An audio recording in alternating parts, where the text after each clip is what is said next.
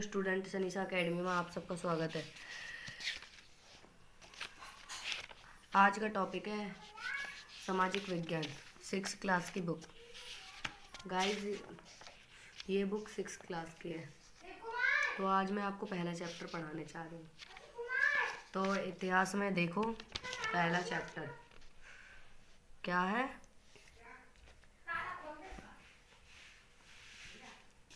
तो देखो, प्रारंभिक मानव जंगलों में रहते थे। जो पहले का टाइम था, ऐसे जंगलों में रहा करते थे। जंगली जानवर भी शिकार करते थे। इनके अलावा वह जंगल में मिलने वाले जंगली अनाज, फल फूल आदि को भी खाने के लिए इकट्ठा किया करते थे। भोजन का इस तरह इंतजार करने के आधार पर ही उन्हें अपना शिकार मिलता था। आरंभिक मानव के इस काल को पोषण काल कहते हैं। पोषण यानी पत्थर। प्रारंभिक मानव के लिए पत्थरों के बने औजार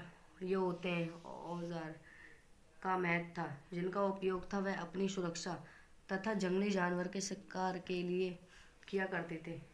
आग की खोज इस काल में हुआ था, जिसमें मानव जीवन में गति आई। तभी आरंभिक प्रभाव कभी भी एक जंगल में रुककर नहीं रहता था।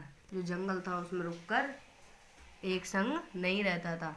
भोजन की तलाश करते थे, पानी की तलाश करते थे, एक जगह से दूसरी जगह से जाया करते थे। और लेकिन लगभग 12,000 साल पहले दुनिया की जलवायु में बहुत बदलाव आया और गर्मी बढ़ने लगी, जिससे कई क्षेत्रों में बड़े बड़े घास के पौधे बन गए और घास खाने वाले जानवरों की संख्या भी बढ़ गई। आरंभिक मानव इसके पीछे आए, इनके खान पीन की आदत समझ रहे थे और पालन भी शुरू कर दिया था। इसके अलावा उन्होंने मौसम के बदलते समझा और जंगली जानवर को पैदा करने के क्रम को भी जाना और धीरे धीरे खेती की भी शुरुआत की। खेती और पशुपालन की भी शुरुआत से उन्होंने जीवन में टकराव आए। इसके फलस्वरूप अब वह एक जगह पर ही टिककर रहने लगे। इस तरह से आरंभिक गांवों में शुरुआत की कबायली बने हैं। जब लोग एक जंगल में मिलकर रहने लगे तो कभी कभी उनमें झगड़ा भी हो जाता था और ऐसे में उन्हें अपना झगड़ा और समस्याओं को सुलझाने के लिए अपने आप में ही सबसे अभिभूमि और शक्तिशाली व्यक्ति को अपना नेता चुनकर जिसके फैसला सबको मानना पड़ता था। इसके अलावा लोग अपनी जरूरत को पूरा करने की दूसरे गांव के लोगों से वस्तु के बदलाव वस्तु लेकर व्यापार करते, क्योंकि तब तक मुद्रा का चलन नहीं था। धीरे धीरे यह प्रारंभिक गांव विकसित होकर प्रारंभिक नगर बन गया। क्या बन गया? एक नगर बन गया।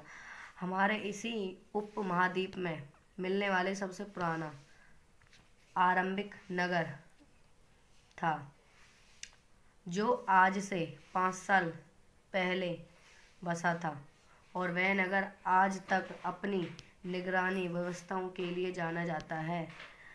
आरंभिक नगरों के लिए वह भी व्यापार करने के लिए दूर देशों की यात्रा किया करता है। तो आगे चैप्टर में पढ़ते हैं। ये बोलते हैं शब्द भंडार। क्या बोलेंगे इसे? शब्द भंडार। इकलौता, जमा करना, आविष्कार, खोजना, प्रसिद्ध, महसूस, ऐसे ही ना। तो प्रचार, दूसरे लोगों को बताना। विस्तार का मतलब होता है फैलवाना। स्रोत का मतलब होता है जानकारी देने वाली वस्तु। ऐसे ही धीरे धीरे उनके नेता राजा बन बैठे और बड़े बड़े महलों में रहने लगे तथा विशाल सेना रहने लगे। और अब राजा के बाद उनके बड़े बेटा राजा बन गए और करीब 3 साल पहले राजा बनने की इस प्रक्रिया में कुछ बदलाव आया। अब कुछ लोग बड़े बड़े युग करके भी राजा बनने लगे। युग एक ऐसी युग था जिसमें एक घोड़े को राजा के लोगों को देखभाल में घुमाने के लिए छोड़ दिया जाता था। इसी महायुग को करने वाला राजा अब जन के राजा ना होकर जनपद के राजा माने जाने लगा। मतलब उसे क्या कहने लगे, राजा मानने जाने लगा। ऐसे ही 2500 साल पहले कुछ जनपद अधिक राजधानियों में भी किलाबंदी की गई। कुछ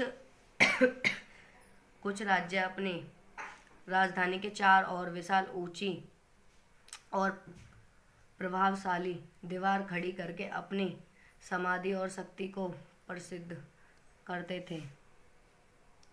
ऐसे चंद्रगुप्त ने लगभग 2300 साल पहले की थी। समाज बहुत बड़ा था, इसलिए अलग अलग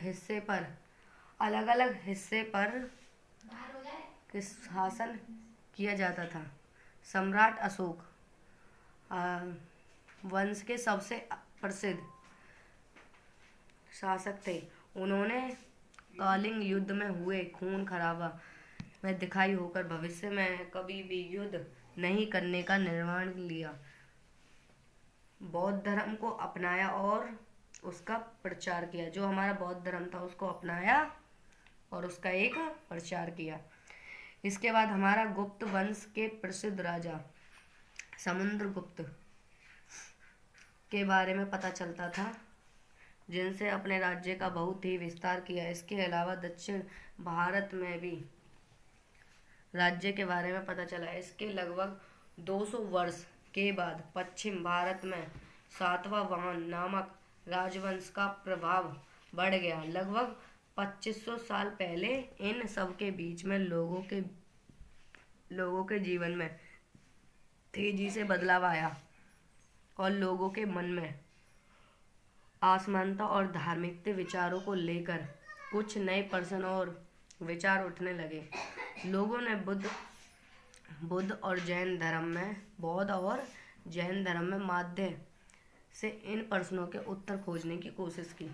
अतीत से जुड़े हुए हमारे सवालों का जवाब अगर मिल गया हो तो वह अतीत के कोई भी स्रोतों से मिले जो हमें उस समय के लोगों के बीच में बताते हैं। प्राचीन काल में इतिहास को जानने के लिए सबसे प्रमुख पिंडलिपि अगर अभिलेख पांडुलिपि को भेजा पत्र तोड़ पत्र हाथ से लिखा जाता है, जबकि अभिलेख पत्थर या धातु पर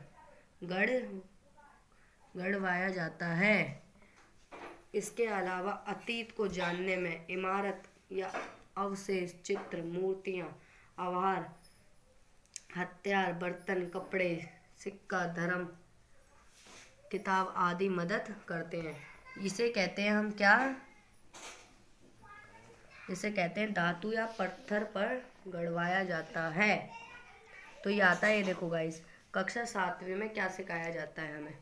हमने कक्षा 7 में लगभग 700 ई से लेकर 1750 ई तक इतिहास के विषय में पढ़ा। 7वीं सदी में लेकर 12वीं सदी तक हिंदुस्तान में शासन करने वाले सैनिकों को गुर्जर, प्रतिहार, राष्ट्रकूट वंश, पाल वंश और चौहान वंश के शासकों के नाम भी प्रसिद्ध हैं, जिन्होंने भारत के विभिन्न क्षेत्रों पर अपना शासन स्थापित कर रखा था। 12वीं सदी के अंत में तक दिल्ली एक महत्वपूर्ण शहर बन चुका था, जिस पर तमर वंश का भी शासन था। तमर वंश के शासनों में अजमेर के राजा पृथ्वी चौहान ने भी प्रयोजित कर दिया। दिल्ली में अपना शासन प्रस्थापन कर लिया। चौहान वंश के शासकों ने दिल्ली में किला राय, यह जो है क्या है, ये इसे कहते हैं दिल्ली में किला राय, कुतुब मीनार, जिसका नाम है कुतुब मीनार। कुतुब मीनार दिल्ली का शासन बना। तो कुतुब मीनार का निर्माण शुरू किया जिसके बाद पूरा करवाया गया। तुल्लसामीन के बाद भी राजस्थान तुल्लसानिक बनेगी, जिन्होंने भारत की प्रथम महिला शासक माना जाता है। अगले चैप्टर पे गाइस फिर प्रारंभिक तिंकु वंश के बाद दिल्ली पर खोजी वंश का शासन स्थापित हुआ। खोजली वंश के शासनों ने शरीर, किला, दरवाजे आदि इमारतें भी निर्माणित करे।